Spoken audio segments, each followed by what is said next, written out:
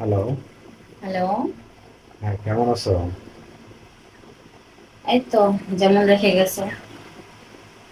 আজ কতদিন পর তোমাকে দেখলাম, হ্যাঁ? হুম। আমাকে তো ভুলেই গেছো বিদেশে গিয়ে, তাই না? না, ভুলি নাই, ভুলবো কেন? আসলেই কাজের যে এত চাপ, মানে কথা বলার সময়টাই পাই না। হুম, ঠিকই বলছো। অনেক কাজ, তাই না? অনেক ব্যস্ত মানুষ। এতটাই ব্যস্ত যে তোমার বইয়ের প্রতি কোনো গুরুত্বই নেই। গুরুত্ব অবশ্যই আছে, গুরুত্ব আছে, কিন্তু যারা প্রবাসে থাকে তারাই জানে যে প্রবাসে কতটা কষ্ট। কারণ আমরা তো আর ওই সবসময় ফ্রি পাই না। সারাদিন কাজের মধ্যে থাকতে হয়, কাজ করতে করতে জীবনটা শেষ। প্রবাস বোধহয় তুমি একাই করছো। আমি একা করতেছি না, কিন্তু আমি যে মরুভূমির মধ্যে থাকি, তুমি দেখো যে চারিপাশেই দেখো, এই যে আমার এইদিকে দেখো, শুধু মরুভূমি আর মরুভূমি, কেউ নেই এখানে। কেউ নাই বিধায় তো মাঝে মাঝে একটু কথা বলতে হয়, তাই না?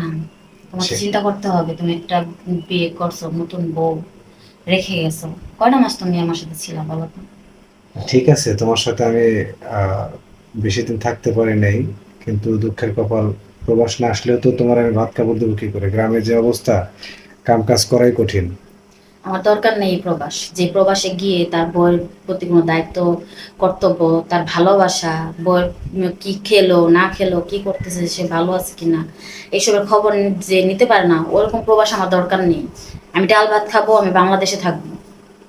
আমারও ইচ্ছা নাই আর বেশি দিন প্রবাসে থাকা। বিশ্বাস করো, প্রবাসে যা কষ্ট! কারণ এই যে সারাদিন কাজ করি, রাত্রে বাসায় এসে আবার রান্না বান্না করে খাইতে হয়। আমি আর পারবো না তোমাকে ছাড়া থাকতে। তুমি বুঝতেছো না? আমি সবই বুঝি, আমিও তো পারি না তোমাকে ছাড়া থাকতে, কিন্তু কি করব? কারণ মুখ দিয়ে বললেই তো আর চলে আসতে পারি না। কবে আসছো? দেখি, এখন হয়তো টিকিটটা পাইতে যতদিন, 3-4 মাস সময় লাগবে। দেখি। আচ্ছা, যাই হোক, বাবা মা কেমন আছে? ভালো আছে। যাই হোক, বাবা মার প্রতি একটু খেয়াল রেখো। তোমার বাবা মাকে তো খেয়াল রাখার জন্য আমি আছি, একজন দাসী রেখে গেছি। কিন্তু এ- আমাকে খেয়াল রাখার জন্য কাকে রেখে গেছে? এইভাবে বলতেছো কেন? দাসের কথা বলতেছো কেন? কারণ যে আমার বাবা মা তো তোমার বাবা মার মতোই, তাই না? হ্যাঁ, ঠিকই আছে, বাবা মার মতো, কিন্তু বাবা মা নয়।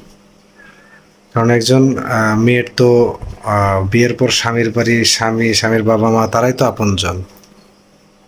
প্রবাসী গেছে তো। আমার জায়গায় যদি তুমি থাকতাম তাহলে বুঝতে পারতাম। ঠিক আছে, যে একজন স্বামী প্রবাসে থাকলে বাড়িতে বউটার ঠিক কতটুকু যন্ত্রণা হয়। না, বলতেছি আমার বাবা মা কি তোমার সাথে খারাপ আচরণ করে?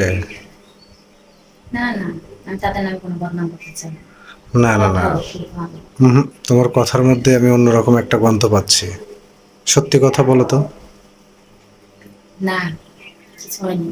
তুমি নিজেকে খেয়াল রাখো, ঠিক আছে? না, আসলে তুমি আমার কাছে কোনো কিছু লুকায়ও না, যেটা সত্য সেটা বলো, যে কি হয়েছে।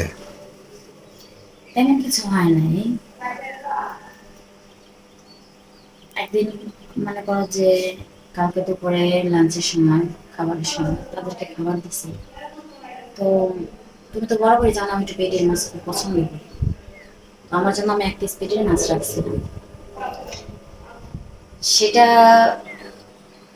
সবে মাত্র নিয়েছি খাবারের জন্য, তোমার মা সেটা টান দিয়ে নিয়ে গেল। ও, এই কথা। এছাড়া তার অনেক কিছুই আছে, প্রতিবেশী, জামাই বিদেশ থাকে, বউ তো বাইরে কেন যায়, বউ সব বাইরে কি করে, আচ্ছা তুমিই বলো। আগে তো এটা সেটা কত কিছু লাগলে পরে তোমাকে বলছি, তুমি এনে দিছো, তাই না? হুম। কিন্তু এখন কি আছে আমাকে এনে দেওয়ার জন্য?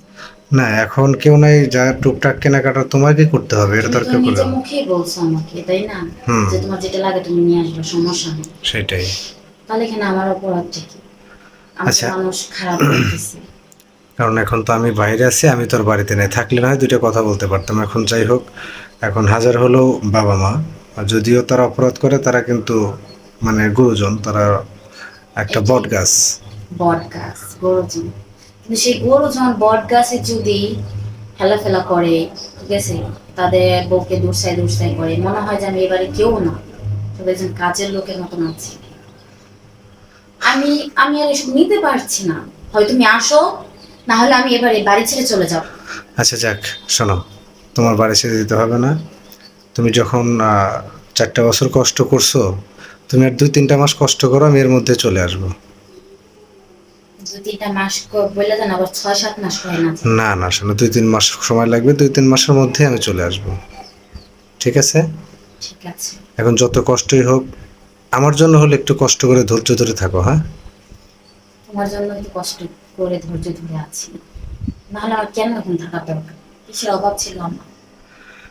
আচ্ছা ঠিক আছে। আহ, এখন আবার কাজ করব, বেশি কথা বাড়াবো না, পরে তোমাকে আবার ফোন দেবো, হ্যাঁ? কাজ আর কাজ, শান্তিতে যে 2টা কথা বলবো তোমার সাথে সেটুকুও পাইনি। ঠিক আমার আছে, ভালো থাকো। মনে তো আমারও চাই কথা বলতে, কিন্তু সেইটা পারি না তো। আচ্ছা, আমি ফ্রি হয়ে তোমাকে আবার ফোন দেবো। ভালো থেকো, নিজের প্রতি খেয়াল রেখো। ওকে, তুমিও সাবধানে দেখো। ওকে, আল্লাহ হাফেজ।